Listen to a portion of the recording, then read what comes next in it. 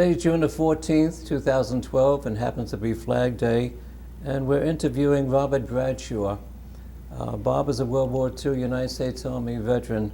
Bob, when were you born, and where did you grow up?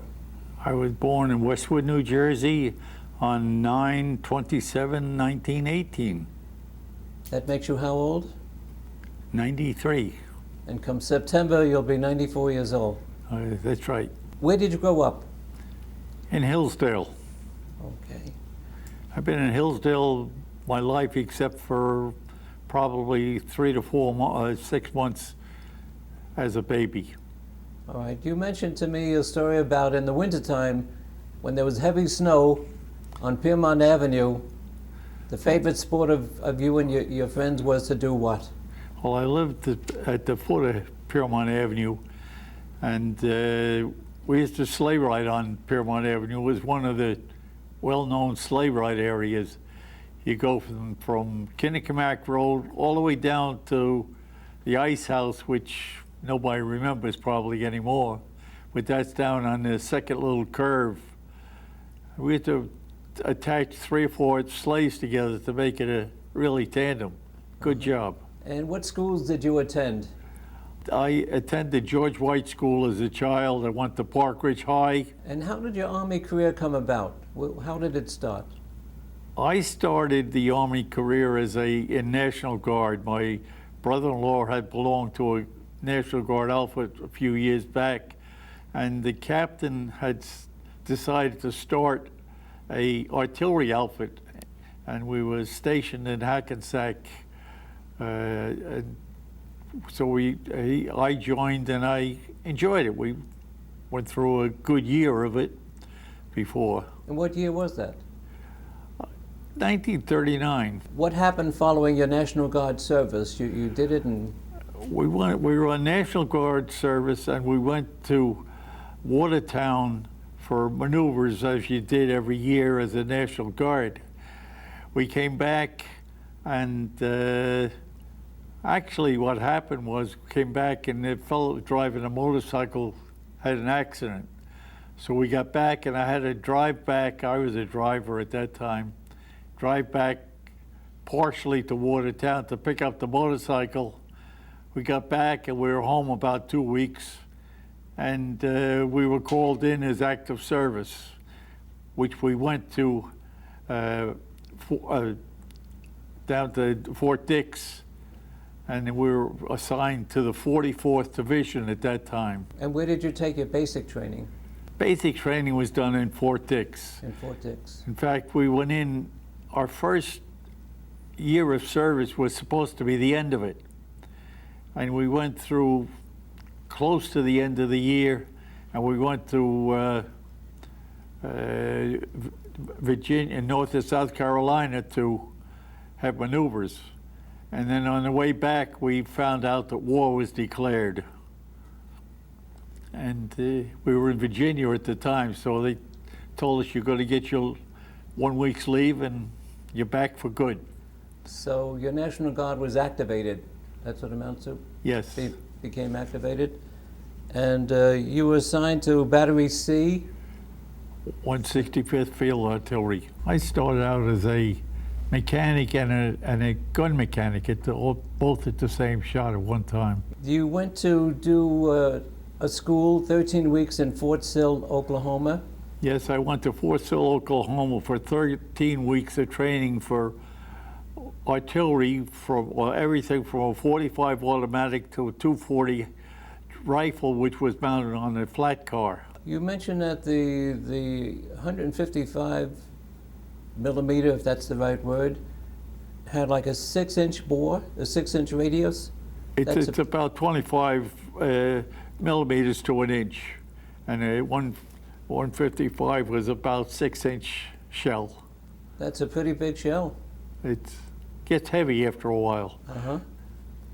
And what war theaters did you serve in? We served in Aleutian Islands, which was Dutch Harbor, and Unalaska. We were actually on Unalaska for about 2 years. There was a small waterway between Dutch Harbor in Unalaska. We landed on Dutch Harbor, and we went over to Unalaska where we bivouacked. And we went over, they had a flat barge which was hand pulled across the water for our trucks and guns and people, of course. Yes. And how long did you serve in the Aleutians? We were there approximately 2 years. And then you also went to the Philippines. Well, before the Philippines, we went back to the States for roughly about 3 months. Okay. And we did overhead. We went to Louisiana, and we did overhead firing for infantry for training.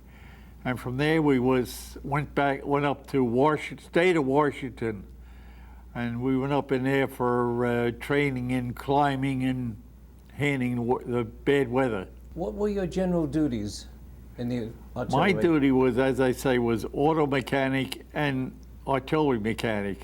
Okay. And of course, after I went to Fort Sill, Oklahoma, they depended on me on the guns very heavy. I had to be very careful, watch the action of a gun whenever it was used, that it recoiled correctly and it went back into position correctly. And I had to adjust all the sights on it. Mm-hmm. And we had to do that with putting crosshairs in the head, in the rifle of the gun, and adjust 1,000 yards you would zero your gun in on, and you would zero the instruments on the same thing. Very luckily, we had very good crews, and they handled the guns and handled the equipment very well. We never had a fatality. But you did mention that working with the guns, in the testing of the guns for accuracy, you had to stand in front of the guns as they were being fired, which eventually affected Well, if you your had hearing? a misfire, it had to be unloaded. And of course, I did all of it. Okay. It's a little safety procedure, and I wasn't afraid of it. I got away with it very well. But you said it did affect your hearing somewhat? Well, that was a hearing affected is because of when you watch the guns mechanism to be sure everything's working right, you stand in front of the shield. You're not protected. And of course, in those days, they didn't have earplugs or such for you to use.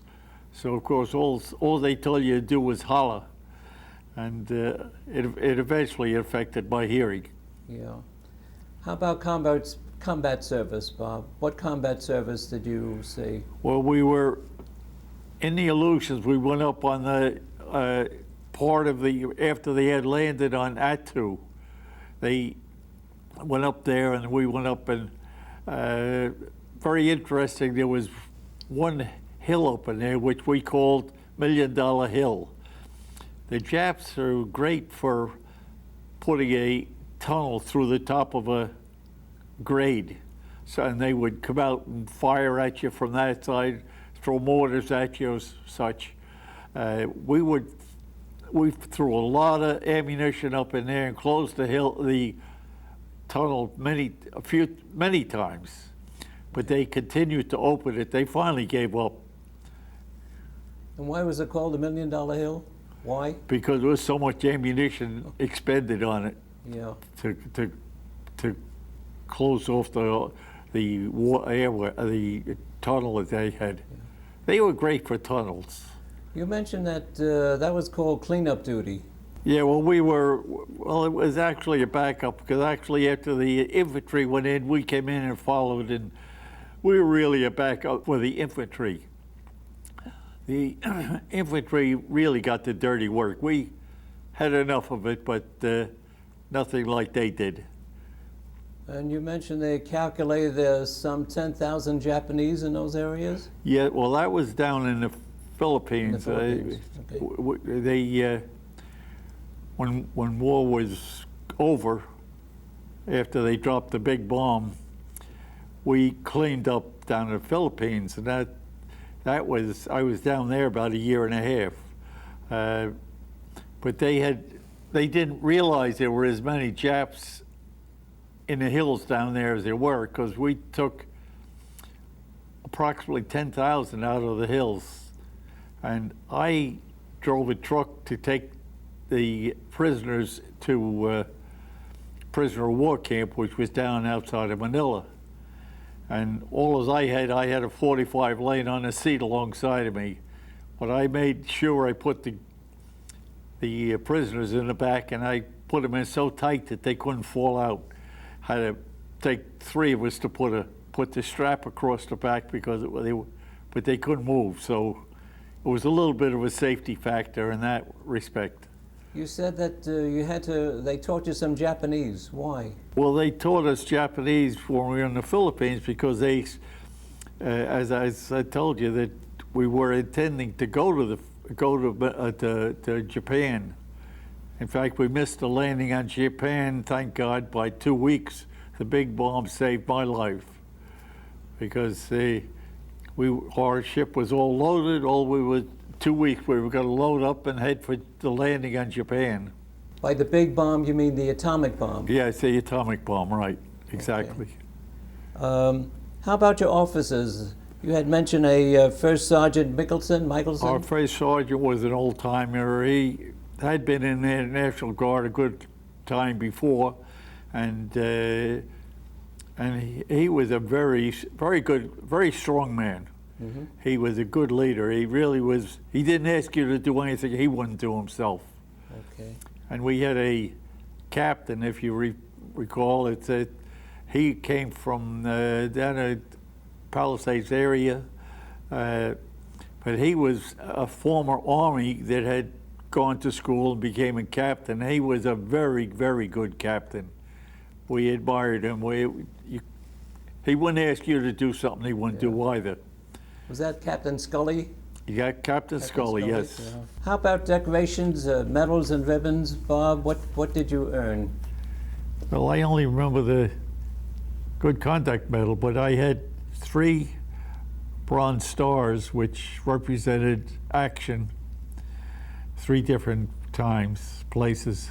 You said 2 of them based on the Aleutians and 1 based on the Philippines. Yeah. But you also received the American Defense Ribbon, the American Theater Ribbon, the Asiatic Pacific Theater Ribbon, the Victory Medal, and the Good Conduct Medal. To me, that's a hero. How about the funniest, humorous thing that happened to you? This fellow who came from Hoboken. He lived on the same street as Frank Sinatra, you mentioned? Yeah, Pat Sinatra, and this young fellow lived on the same street as he did before he came in the service. And we had a record player, and one of the fellows got a hold of a record that he had made. And when the young fellow saw it, he took the record and broke it in a million pieces. He said, I could sing better than he could.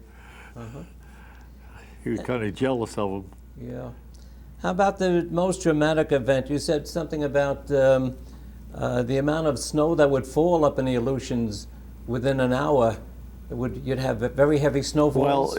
Well, snow was very, very heavy. In fact, seemed like you always had a heavy windstorm with it. In fact, the wind was probably 100 miles an hour at times. Yeah. And it would cover a 6x6, which is what you use for hauling your guns around. It would cover it over in an hour, so it was just one big lump of snow. You wouldn't even know a truck was there. In fact, we had in camp, which have just backtrack a little bit there, up in the Aleutians, we went in and there was nothing there to live with. So we had to we had Quonset huts, which we had to haul up on our backs up to there. And we had a road which was probably about a mile long, which we had to keep open. And that was a little amusing. I took a bulldozer and went up and cleaned the road up, but I did one bad thing. I turned a little bit too soon, and the bulldozer got sideways in the road. He came down like a roller ice skate, and I pulled all the levers, and it finally came to a stop. But I was a little bit scared at the time. Uh-huh. One of the you mentioned to me about one of the more inspiring moments. is that after 3.5 years in the Pacific, you came home and you saw a certain bridge, and what was the feeling? That aboard was ship? the Golden Bridge. That was really something you never can realize how good it was to see it. You call it the Blessed Golden It's- Gate Bridge. Yes. And you had mentioned that there was kind of silence from the guys. It as was you all passed. quiet. Everybody, I think, felt the same way, because everybody there had been away for a while. Yeah. In fact, I had to wait 3 months for a boat to get back from the Philippines, to get back to the States. You had enough points, but they didn't have enough boats. I had enough points, but didn't have something to get back on. Yeah, I went over to the Philippines. I only needed, I think, 5 points to get out at that time. But MacArthur, you didn't get out. He didn't let you out. You got over there, you were good for the duration, and we were. Yeah. But there were quite a few of us who came back. And how about the greatest impression, and you mentioned had to do with the dedication of the men?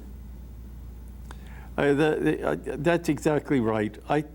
All the people in our organization, our crew, were all dedicated, and they would do anything to help the next guy out of a problem, or do anything for each other. He really was very, very good.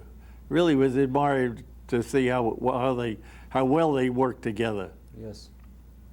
You spoke about doing something very unusual duty relative to having to get under a truck while it was Well, that moving. was a little.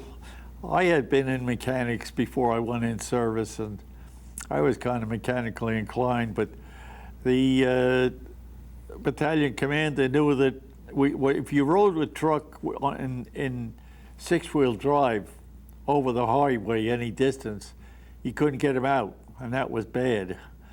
So used to call me because they knew I knew how to do it.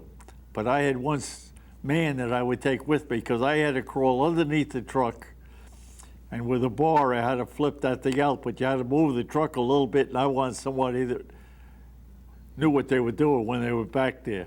Right. Did anything happen to you, Bob, during the war that affected you, like, for the rest of your life? I'd say it set my life standards. I think it set my life standards In so what that way? I appreciated anything went on that would help me. I don't think it really put me down, but it did set my standards so that I'm still that way a little bit. I have a high standard of what I expect out of people. You said it kind of taught you how to keep calm and how to be more responsible. That all came from your service. Do you think the war was worth the price, Bob? It had to be, because we couldn't let a country of that to do what they did to us. They really destroyed our Navy. They waited till they all got to Pearl Harbor, and then they just waited for them to get there. Then they came in and really did a job on it. Mm-hmm. Really, it really was a crime. It can't be understood why the Japs ever considered doing that with the standards that they have for their own people. Yes. What did you do when you got out of the service? Where did you work? I went back to automobile repair, which I had been in before. I went back to the place I had worked before, and he took me back, of course, at $35 a week. And then I go with my wife, and I wanted to get married. So I told him I need more money. He said, I can't do